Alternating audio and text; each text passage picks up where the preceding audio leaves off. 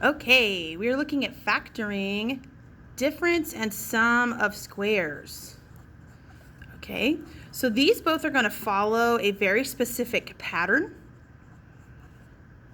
where you are just looking for the square root of the numbers you have. Okay, so difference of squares is always going to be something like a squared minus b squared, or it could be to the fourth power or the sixth power.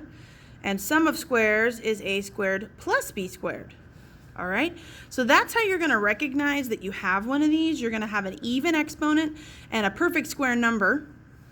And so the way they factor difference of squares is always going to be a plus b times a minus b. And then the sum of squares is almost the same, except that we can't actually use real numbers to make that work. So we do a plus b I, it needs the I, and then a minus b I. Okay, so let's look at one quick example of each. All right, so say I had 4x to the fourth minus 25.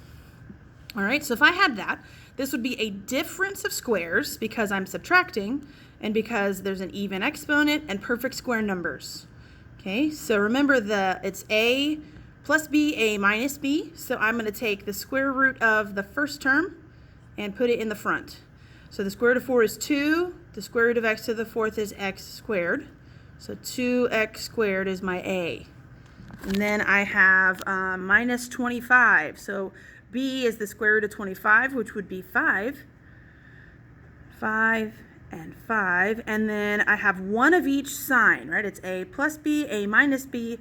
And I listed the plus first, but it doesn't matter which one you write first as long as you have one of each.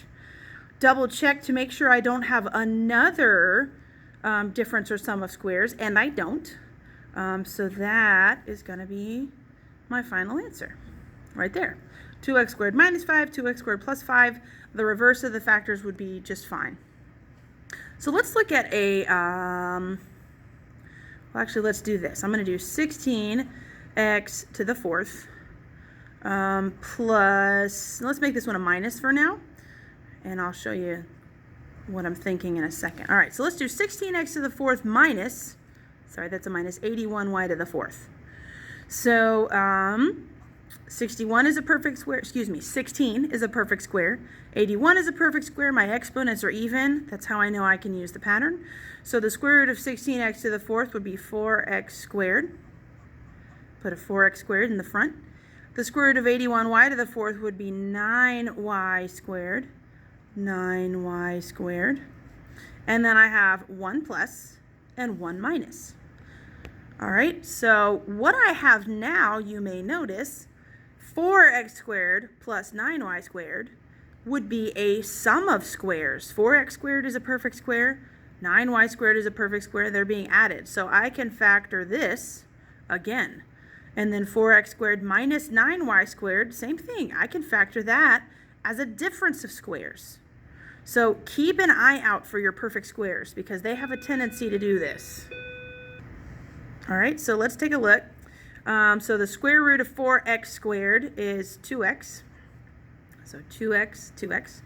The square root of 9y squared is 9y. 9y. This is a sum of squares, so I need I on my last term. And I know it looks funny, but it's 9yi. 9yi. We put our regular variable first and then the I. And then remember, there's 1 plus, 1 minus. Doesn't matter which goes where. And then this one, it's going to be actually, and I apologize, I wrote a 9, and that's supposed to be a 3. Whoops. The square root of 9 is a 3. Sorry, so that's 2x minus 3yi. I'll write it again. 2x plus 3yi. Sorry about that. So over here, though, same terms pretty much. The square root of 4x squared is 2x. The square root of 9y squared is 3y. But because this is a difference of squares, I don't need an I. This works with real numbers. So 1 is plus, 1 is minus. And since I had to rewrite that first set, I'll write this down here together. And there, because I'm down to now no even exponents anymore, no perfect squares anymore, I'm done factoring that one.